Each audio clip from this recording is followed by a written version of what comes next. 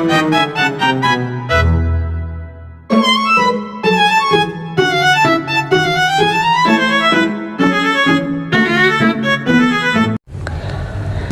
teman-teman semua, perkenalkan nama saya Putri Maharani, NIM 2302020012. Di sini aku mau jelasin ke kalian tentang gula darah atau GDP. Apakah kalian tahu apa itu GDP? GDP itu atau gula darah puasa adalah pemeriksaan kadar glukosa dalam darah setelah seseorang berpuasa minimal 8 jam tanpa mengonsumsi makanan atau minuman berkalori. Nah, pemeriksaan ini dia itu bertujuan untuk mengetahui kondisi gula darah dasar-dasar di tubuh. Gimana sih pembentukan gula darah puasa? Nah, selama kita puasa itu, tubuh tetap membutuhkan energi.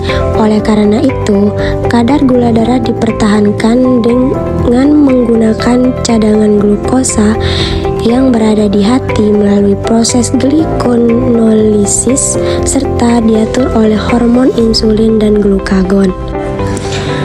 Di slide ini, kita bisa lihat kriteria gula darah puasa pada lansia.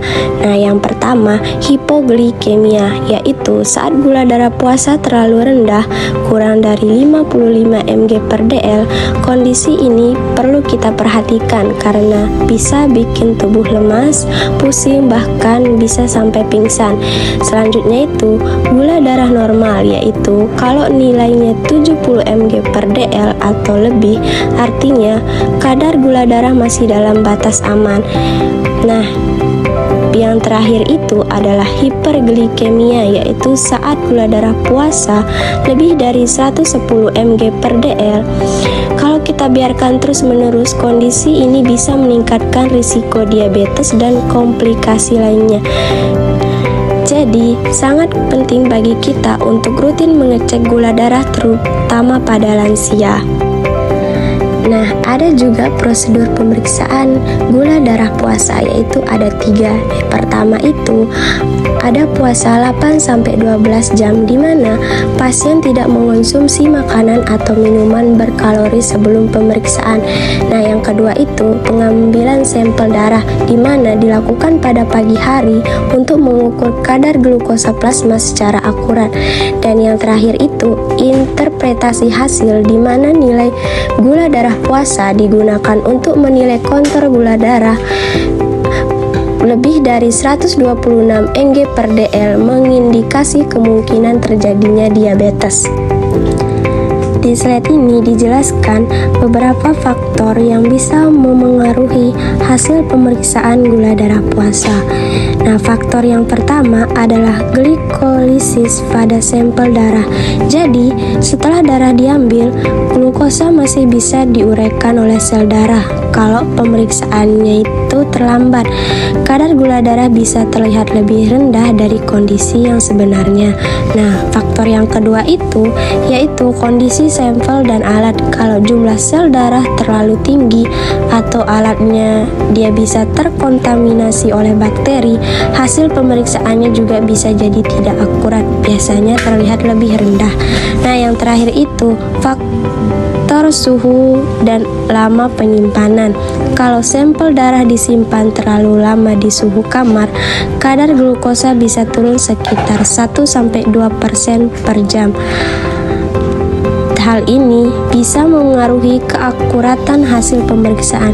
Jadi, dari sini kita bisa simpulkan teman-teman bahwa proses pengambilan, penyimpanan, dan pemeriksaan sampel darah sangat berpengaruh terhadap hasil gula darah puasa.